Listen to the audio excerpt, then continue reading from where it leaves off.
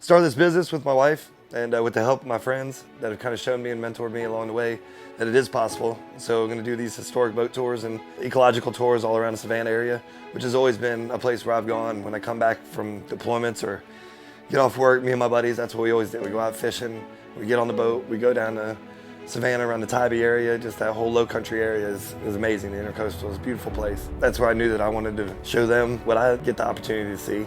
When you're out there, he's very knowledgeable about what he's doing, and he's pointing out different sites and telling you a little bit of tidbits of knowledge. You never go out and don't have a good time with a dude. I go out at least once every 2 months with him and never gets old. You know, the business that I'm trying to do is low country drifters and taking people on tours out and about around the Savannah area. A lot of people know Savannah, they know Hilton Head. That's kind of the areas, they know those names and go stay in a hotel and they go to restaurants and bars and all that. Once you get off the street and into the water, it's completely different. You know, what you get to go and see, those waters out there have been fished for hundreds and hundreds of years. Very important in the Revolutionary War times. I mean, there's sunken ships out there from the birth of America.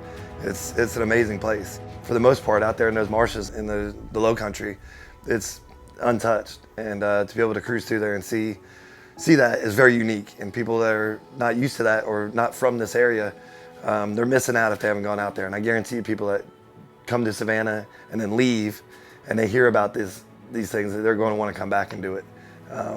So I just hope to be able to take as many people as I can to go see it.